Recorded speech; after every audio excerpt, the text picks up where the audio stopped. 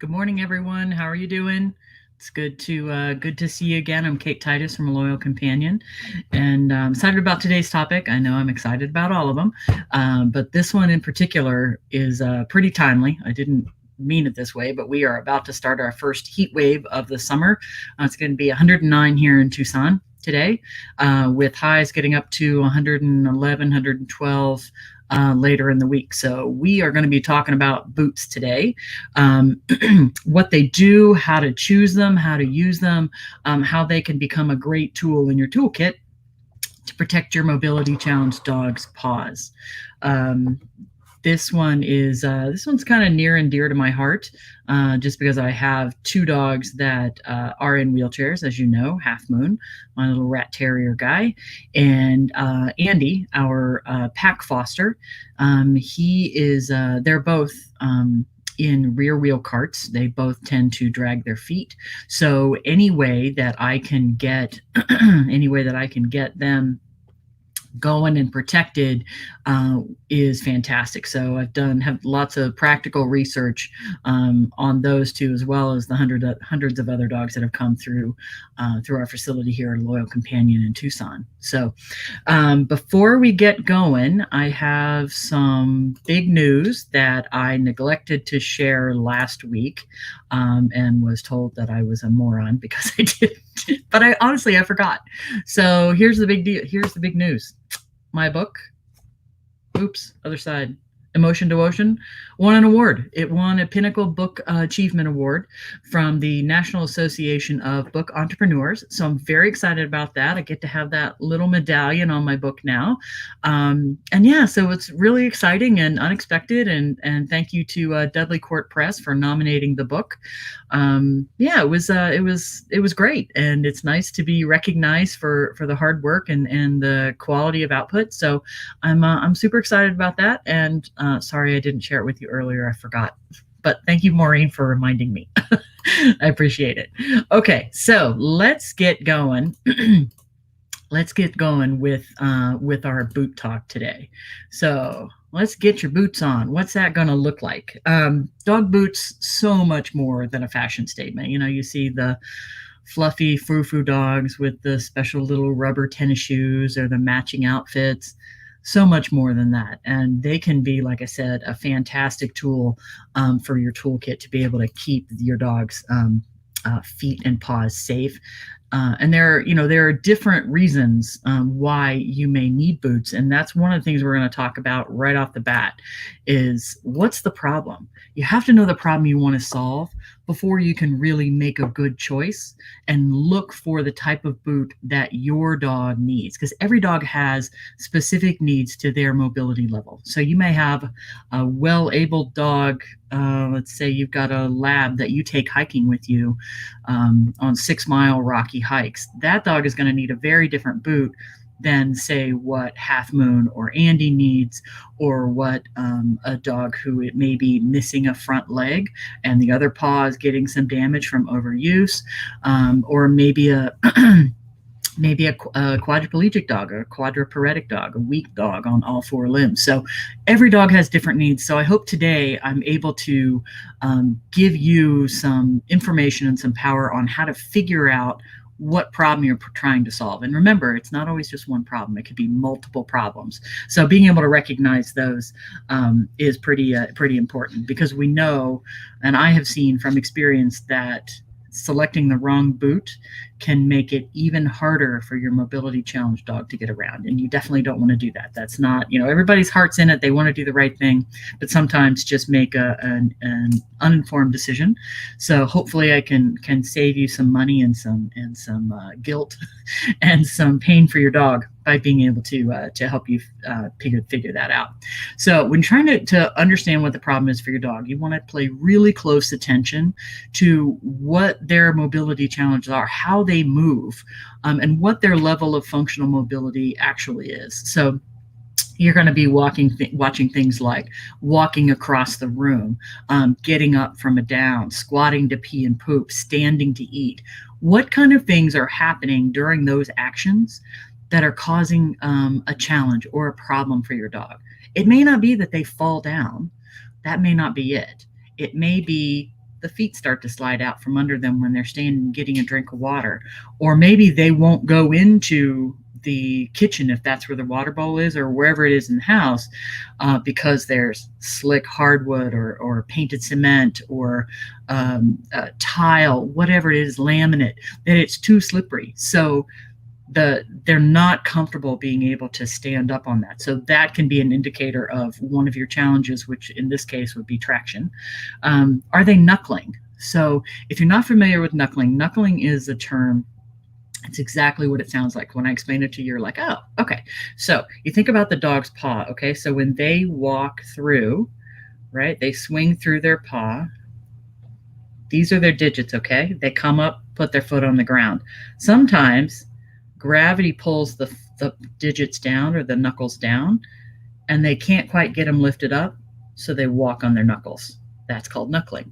So you'll see that with dogs that maybe have some neuro conditions or have orthopedic conditions that make it difficult for them to use carpus joints, wrist joints, elbows, shoulders, hocks or ankles, knees, hips, something like that, that doesn't allow them to get that leg, that paw in the proper position to swing through and come back down, okay?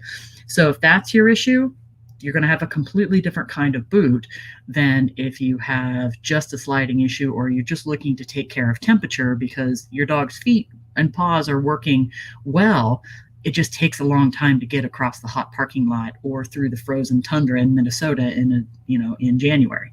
So figuring out what that issue is your number one goal. And if you can watch her movement and how she is getting around in her environment, both inside and outside, that's going to be your biggest key to making the right decision. So there are 3 common choices. There are a lot of different reasons why you would want to seek out a good pair of boots for your dog. We're just going to go over 3 today. Like I said, they are very specific to individual dogs, but most of them fall in these 3 categories. So number 1 is traction. We talked a little bit about that earlier. Mostly we see traction issues within the house. So standing to eat, your dog's legs are maybe sliding out from under them, or they can't get from room to room because the floor is too slick and they really don't want to move. Providing them the traction would allow them to move more freely through their indoor and outdoor environment. So slipping is a very common cause of falls and further injury to a dog who's already having some mobility challenges. I can't tell you the number of folks who have described the Bambi, where all 4 legs have gone out from under the dog, and now all of a sudden they're spread eagle, and they don't have the strength to bring it back to all 4 legs together and push themselves up. If they did, they wouldn't be in the position they're in. So having their dog be stranded in that position is a nightmare for some dogs, with some senior dogs that have weaknesses in either the front and or the rear limbs. So taking care of that can be really, really important. Second type of challenge that you may need to address is going to be wound control or coverage. So we talked about those knuckling guys. So those particular folks are going to have issues with pads, potentially nails, and the nails wearing down to the quick, causing some bleeding, and the knuckling, so the scuffing or wearing raw of the skin on the top of the knuckles. So if that's already an issue, the first thing we need to do is make sure that you get the open wounds taken care of, you get those covered, you have your veterinarian discuss what you're going to be using. I think I talked the last time we talked a little bit about Manuka honey and what a great antibacterial that is to use under bandaging. You definitely want to cover that though, because man, that stuff is sticky. It's honey, you know? Okay, so the wound control can be really, really important, and it can also be from allergies. Remember, it's not just, we're not looking at just one thing we're trying to solve. In most cases, there are going to be others. So finding the right boot that's going to cover as many of those as possible and cover them well, and still address your dog's mobility challenges as well. Okay. So when we talk a little bit about the knuckling knuckling dogs. There are different options for those guys. So yes, you want the paw coverage. You want it to either stop further injury or insult to the paw in some way, whether it's the knuckles or the nails or the pads underneath. But you also want to do something to keep that toe up from coming down. So when we see these guys, this is a common product that I use. This is from Orthopets, and this is called a toe up. Okay, so front of the boot here, this is the part of the boot that goes on the paw. This goes up around the ankle. This is for a back leg only, not a front. This is going to pull the paw into an upward position. So as the dog walks, the toe's never going to go down. Normally it would go down and then the dog would knuckle on the top, right? So this is going to stop that from happening at all times. So this is a really good one. I like this one a lot. We do a lot of these. This is not an inexpensive device, but is a fantastic saver of paws for dogs who do have knuckling conditions. And like I said, that's usually what we're going to see in our neurologic dogs. So dogs that have intervertebral disc disease or IVDD, anything close to that. Okay, that's going to address the moving or the knuckling of the paw. Okay. The other one that we can look at, and I've been testing this one out with Andy, and this is called Maximus Skates. So as you can see, this boot actually has, oops, if I don't drop it, it actually has wheels on the bottom. So what this guy does, this one is pretty much designed for a dog who has some swing through on the leg, but is dragging. And this is great for a wheelchair dog. This is not something I would put on a dog that was not in a cart.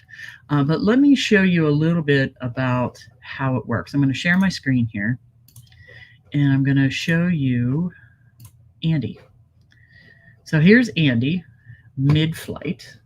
So if you look really closely, you're going to be able to see Andy in his wheels. See the wheels going? So those are enabling his legs to move and stay in sync. He's not dragging his feet, and it's eliminating the friction that would maybe stop the legs from swinging through. Let's watch that one more time. And this also helps him practice. You know, he gets some motor practice, so moving his legs in the right path. Now, I want to show you one more video, and this is Andy wearing a different style of boot, and this is about 3 weeks later. Okay, so watch Andy's feet and watch how much they move. Now, he's got two different boots on here in this picture. On his right boot, he has a sore on this foot, so we needed a boot that was one size larger. So his big sister Helen gave him her boot to wear. So this is Andy about 3 weeks later. See how much more movement we have in that leg? He's really swinging that through and putting it down. Part of that comes from learning to use the leg again with the Maximus skate. So my purpose in using that particular boot was to allow him to swing through as much as he could, and we got some really nice benefit out of that. Now he's at the point where he continues to wear boots. He doesn't have any issues with his we've got his wounds healed up for the most part, so he can wear the same size boot. And now we have him wearing a softer boot, which is something similar to this. So you can see this is really flexible. Like that. Okay. So the boot he was wearing, and it's filthy because he got it filthy, not quite as flexible. You can see there's a sharper sole there, right? There's a firmer sole. So this one doesn't flex as much. So now we have him in something like this that I can actually roll up. This is from a company called Salt Socks out of Chicago. This particular boot is called the Lava Sock. We sell a lot of these. This is great for Tucson hot weather because it has protection on the sole, but it also breathes really well up top. So this one would solve multiple issues for Andy. This one's going to solve a protection issue, and it's also going to solve our next challenge we're going to go over, which is temperature. Okay. Excuse me. Let's talk about temperature. So it can be heat, it can be cold, it can be just about anything that you need your dog to avoid. There are also waterproof boots if you need something like that. If you're trying to protect from wet weather. There are also boots that protect for if you've just gotten your dog groomed and you need to make sure their feet don't get black every time you go for a walk on the blacktop. Those are available too. The thing to remember with mobility challenge dogs is temperature is an issue because they take longer to get from point A to point B. It hurts me to watch people walk their mobility challenge dogs across the blacktop, especially when in an Arizona summer, because I know that pavement has got to be somewhere in the 140 degree range, 160 degrees. It's hot and the dogs can't move quickly enough to get off of it to stop the discomfort of their paws. That's why we just reinstituted our dog valet. We don't want people walking across that pavement. We want you to come up, protect from that if you don't have boots on your dog. So controlling that temperature that their paws are exposed to is going to help you avoid any sort of unnecessary burns or damages to the pads. Now I want to swing back to traction quickly because I have some boot options that I want to show you for that. And there are some that are super basic. So this is a product called Paws. This is literally natural rubber. It's a balloon. I could blow this up, but I would embarrass myself because I can never blow up a balloon. So I'm not going to do it, but it's stretchy, right? To get it on, you just stick your fingers in here, open it up, and your dog's paw goes right in there. These can be really helpful for indoors. If your dog doesn't really like to wear boots, doesn't like to feel things on their feet, then this is a good option. However, this is not something you can leave on your dog long term. This is not a 4, 5, 6 hour dog boot because it doesn't breathe. Remember, dogs are going to expel heat, sweat through nose, mouth, paw pads. So when you cover up all the paw pads, you stop their ability to cool themselves through that outlet. So you want to be really, really, really careful about that. The next one I want to talk about are actually socks. So socks can be a good option. I prefer these. So these you can see have a rubber dip, and that rubber goes all the way around the boot. So if this rotates on my dog's leg, I still have a little bit of rubber on here. If this one rotates, and now I'm walking in stocking feet on something that's already slippery. So I've actually made it a little bit more difficult. Now, there are ways that you can make this not rotate.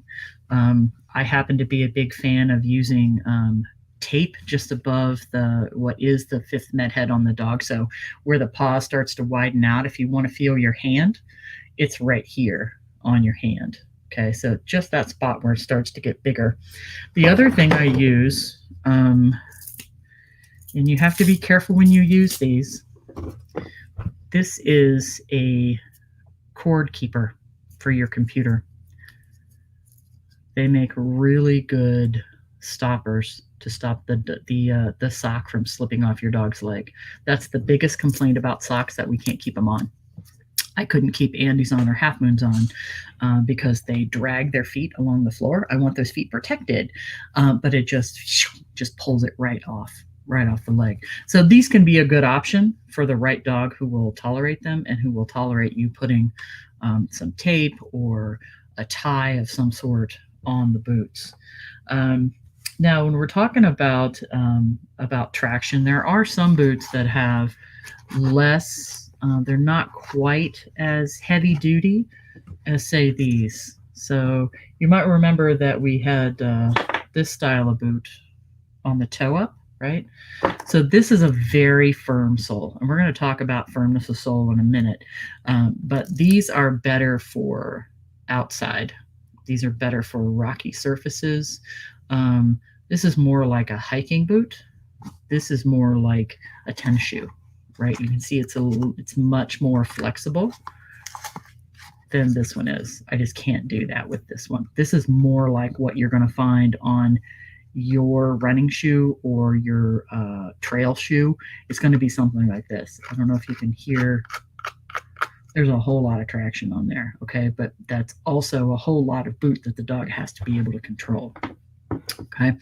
Now, one more I want to show you, two more actually, that are kind of specialty boots. This is a great boot. This is from Therapaws, or Therapaw. And this is a wound control boot. So it makes it really easy to get the boot on over a bandage. So you just stick the dog's paw in here and then wrap the Velcro around.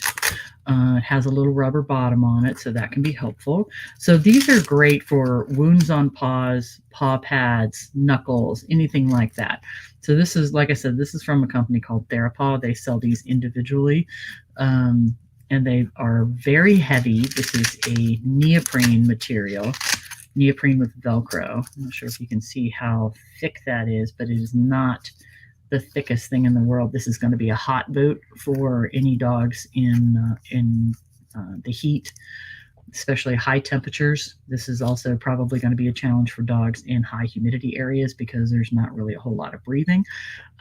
It does have a hole in the top, so it does let some of the air out, but this is definitely a temporary boot. This is not something you're going to be using long term. Now, when we're talking about wound control, we could also look at something like this. This is also good for temperature. This is from a product. This is a product from Handicap Pets. This is called their walking boot. So you can see it comes up pretty high on the dog's leg. If you look at, this is a comparable size boot. So this one comes way up on the leg. So if you need the, so maybe if you have a dog who has dew claws and you're in a colder climate, this might be a good boot for you. It's got kind of a leather top, a leather-like top that's sewn on to the sole and to the top of the boot. So good for wear. This can be, this is a nice boot. It's a little bit more challenging to get on because of the way the Velcro is set up. But if you live in a warmer climate, this might be a good option for you too, for the winters. And then the last one I want to show you was the one that you saw that Andy was wearing.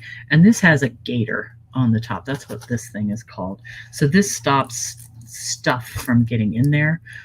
Also having this made it possible for us to use this for Andy's bandage foot. It kept the stuff from getting in his bandage. So this is a Rough Wear boot. Love this one. These two are also from Rough Wear. We carry these. And this one, like I said, is a lava sock from the folks at Salt Socks in Chicago. We also carry these. This is probably our best-selling boot for temperature protection. Okay, so let's talk about how to choose wisely. So the most important thing that you can do and you should do is you must match the boot to your dog's mobility. It doesn't matter if this is the best boot to protect your dog from the temperature. It doesn't matter if your dog can't manage the boot. So, like if we're talking about a dog that has a neurologic condition and I put this boot on a back leg or a front leg, depending on what's affected, all that's going to happen is the dog is going to catch the tip of it and is going to hyperextend their wrist or hyperextend their hock, and they're going to fall. So while it's a great boot, it's not the right boot for that dog. So, and also we got to think about what you want. Again, thinking about the problems that you've identified that you want to address. How do you, what job do you want that boot to do? So do you want it to keep the toe up so they don't fall on it? Do you want it to protect the wound that's already there? Do you want to protect from the temperature? What do you want that boot to do? Is the second thing you want to look at. So sometimes you're solving two problems. So let's think about the knuckling piece. So if you've already got wounds, if you stop the knuckling, you can let with a boot say something like this, then you can help the limb to heal and stop the knuckling, and you can continue to use the same boot after the paw's healed. So we've got multiple problems that we're solving there and doing it right. Now, the next, probably the most common mistake I see with people buying dog boots, or when they've come in and they've already purchased some, is that they bought the wrong size. And I think it's common that folks don't take companies seriously when they say measure your dog's foot. They do mean that. So I'm going to teach you how to do that this morning. And you really want to look for sets of boots that are sold in sets of 2, not sets of 4. Now, the reason you want to do that is the front paws for a dog are normally larger than the back paws. So if you think about it, 60% of the weight's up front, so we want a larger surface for the dog to be able to hold on to that weight. And the back paws are really more about propulsion, so they're going to be a little bit smaller. In some cases, it can be a full 1/4 of an inch smaller, and that's a big deal. So again, you want to look for those boots that are sold in pairs and not in 4. Okay, so let's talk about how to measure your dog's paws. Okay, so easiest thing you can do is grab a pad of paper or a piece of paper. Doesn't really matter. And you're either going to support your dog, or you're going to have them stand on this piece of paper. Okay, now when you are drawing your dog's paw, okay, so I'm going to hold on to this while I talk, so it's going to look a little weird. Okay, so if this is my dog's paw, my 3 fingers here, I'm not going to try to trace all the way around. What I'm going to do is I'm going to draw straight lines. Okay, I'm going to draw straight lines. And here's the top. There's the top of my finger right up there. And when you go under, you can go at the base of your dog's paw. Okay. So what you're going to end up with is you're going to end up with a drawing. I'm just going to add some lines there. That looks like a square. Okay. You don't need an outline. You don't need an outline of what your dog's paw looks like. What you're going to be measuring is this distance and this distance. Okay, so the width of your dog's paw is normally what companies will want you to measure. That can be, for a Great Dane, that could be 3.5, 3 3/4, 4 inches wide.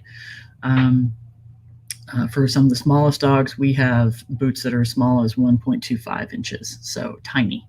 And they go even smaller than that.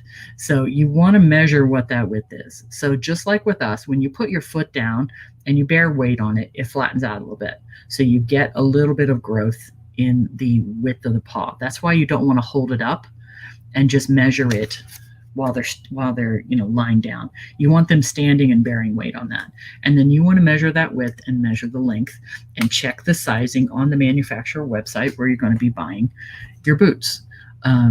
It's really important that you get the right size. Don't say, oh, well, I can throw a sock on underneath, or I can do XYZ. Don't mess with it. You wouldn't do that with your own shoes, right? And you know what it's like when you get a pair of shoes that's too big or too small or not comfortable. You don't walk right. You tend to trip on your own feet, or you do other things that are silly. So get the right shoe size for your dog. It's going to stop the sliding off, and it's going to stop the rotating. The other thing in relationship to size that I see a lot is most boots have some sort of a Velcro closure. So I noticed that pet parents have a tendency to not want to tighten the strap. You got to tighten up the strap pretty good so that it doesn't fall off. The strap is there to stop it from sliding down or migrating and rotating on the paw. Okay, so you want to make sure you get this strap as tight as it needs to be, nice and snug. Shouldn't be super tight. It should be snug though, so that when you give the tug on that boot, it shouldn't come down and it shouldn't rotate. Okay. That's another reason when you put those straps on that you want to check the comfort of the boot and check your dog's paw. Make sure you're not cutting off any circulation every hour or so, every couple of hours, just to make sure everything's okay on that front. Okay, so we got the right size boot. We know what we want it for. Now you got to get the dog acclimated to the boot. Now, we've all seen the funny videos online where you put the boots on, and the dog starts doing this thing, and they look like a Clydesdale, and they're going all over, and the funny legs. We need to give them a chance to get used to that. And now that I've kind of gone into the funny arm movements, don't laugh. It's, that you want the dog to accept the boots. You want them to be comfortable in the boots. It shouldn't be something that encourages this behavior. Okay. So to get the boots broken in and get your dog comfortable with them, you're looking at 10 to 15 minute sessions, and really good things should happen during those wearing sessions. That can be treats, walk, affection, trip to the backyard, whatever it is. Your dog should love what happens with the boots on. And then you start expanding the amount of time that the dog is in the boots. You don't want to celebrate when you take the boots off, because remember, all of the good stuff happens while the boots are on. And then when you take them off, good girl, nicely done. Put the boots away, we're done. There's no treats after that, none of that.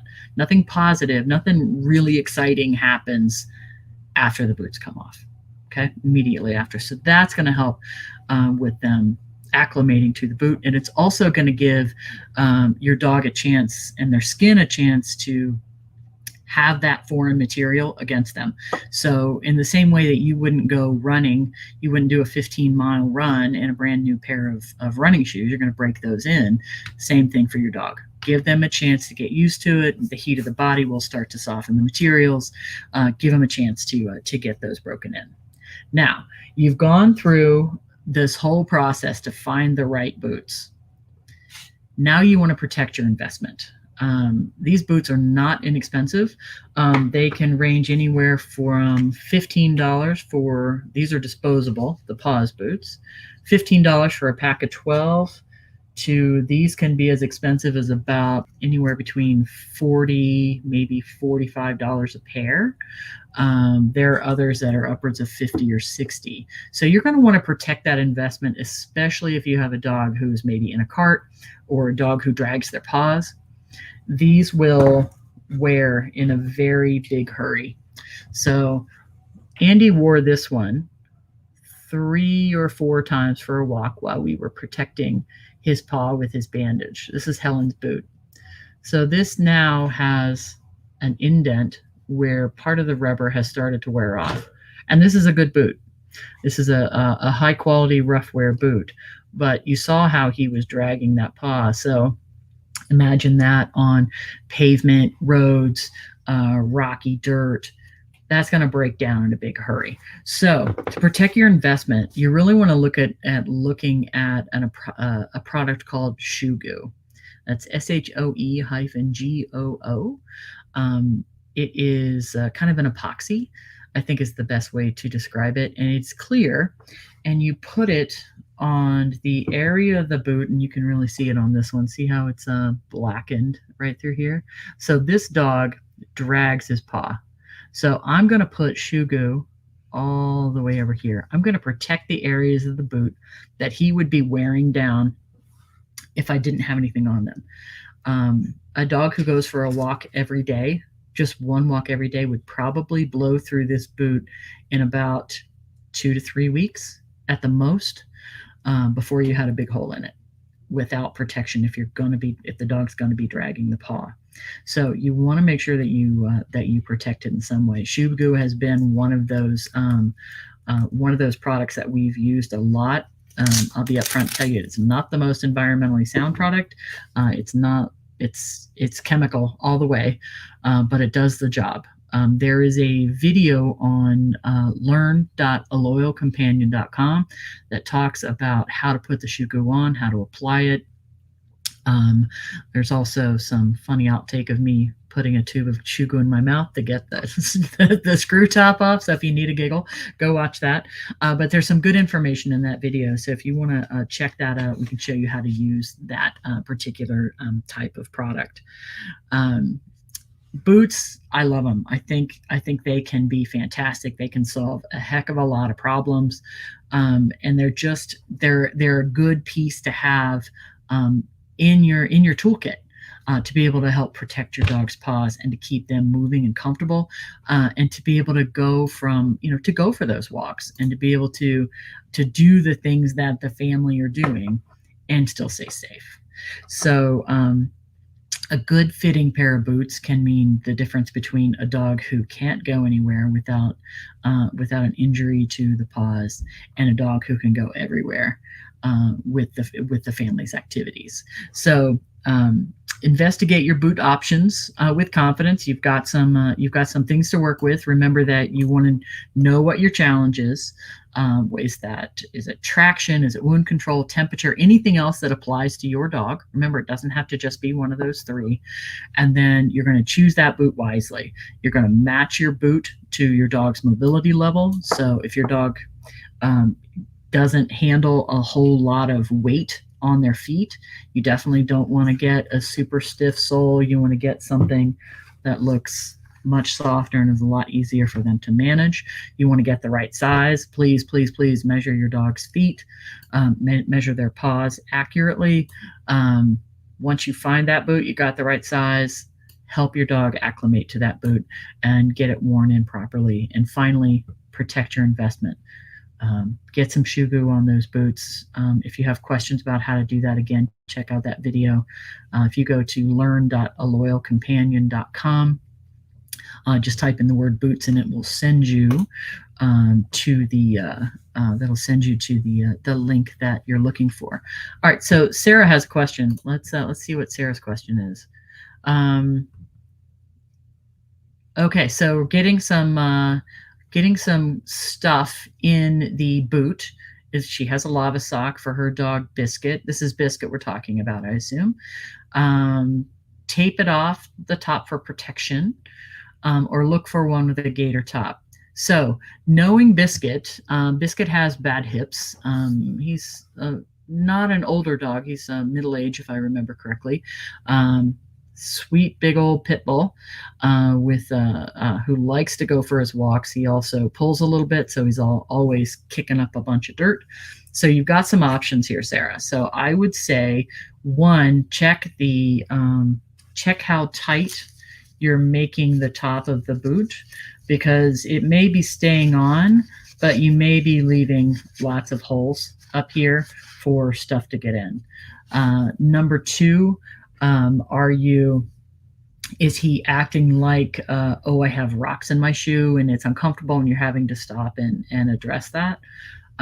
If you're not, and you're looking at things like pieces of grass, pieces of plant material that are not stickers, anything like that isn't causing friction or pain point, I'm not sure that I would bother doing much. I don't think you want to tape off the top for protection in that regard. And I think the one thing, I love the gator boots. They would solve that problem. The thing I don't like about the gator boots is that they're pretty difficult to get on. So if you have a dog who's a little wiggly and doesn't really appreciate you messing around with their paws, gators are a little bit more difficult to work with. So I would say take a look at what's getting in the boot and then make the decision from there as to whether or not you need to tape it off.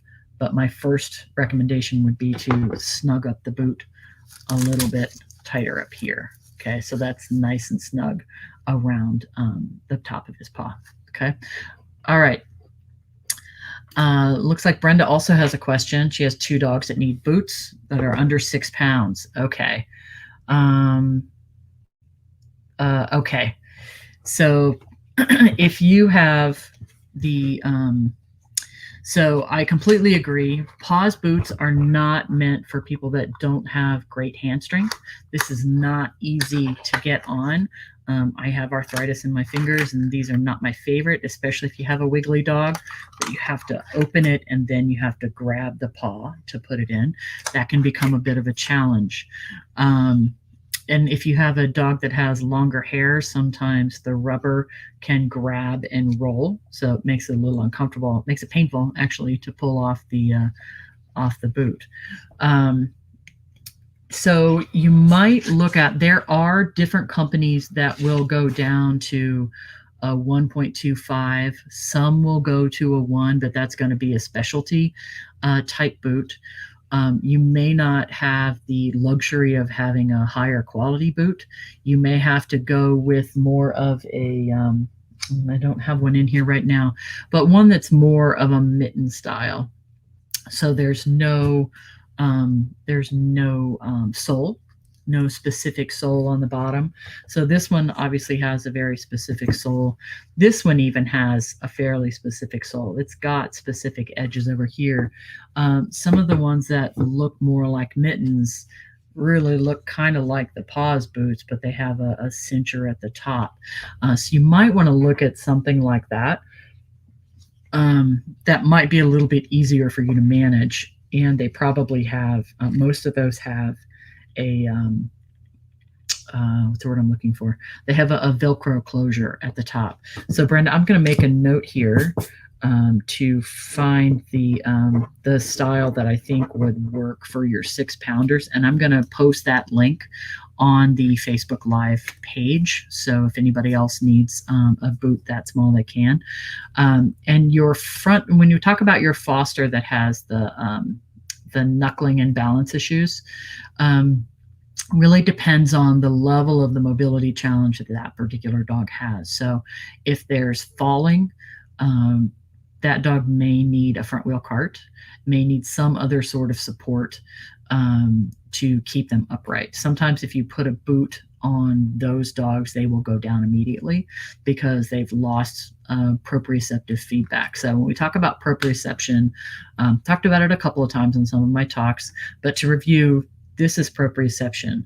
There are proprioceptors throughout the body, in the muscles, the tendons, the ligaments, all of the connective tissue, so that I know without having to look at it, there's my nose. I can find it because I'm kind of, you think about it, you're kind of a, if you've seen any of the shows about how they make computer games, they are usually have human models that are covered in little points.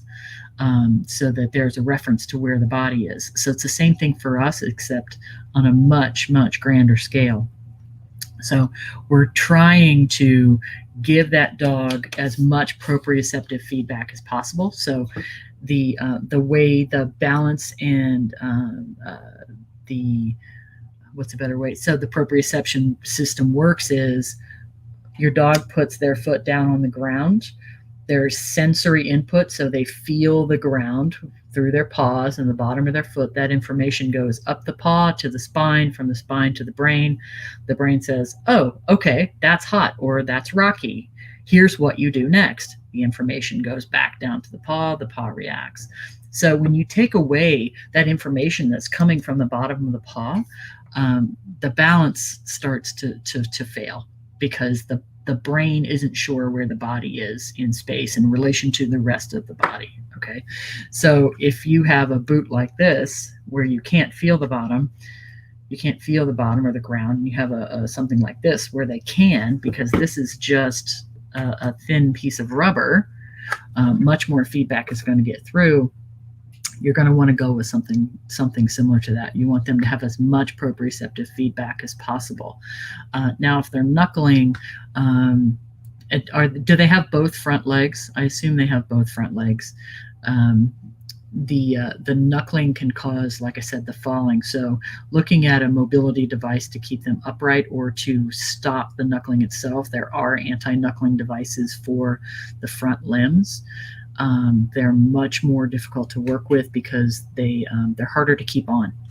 When we're talking about this one, we can use the ankle to keep this part, the anti-knuckling part, to keep that upright. When you're talking about a front leg, there's no bend, right? It's a straight line. It's a straight line from the wrist to the elbow. So it's harder to keep that upright. But there are options you can use just for walks that may not even include a boot piece. And I will send you a link to that one, Brenda, and include that on the follow-up.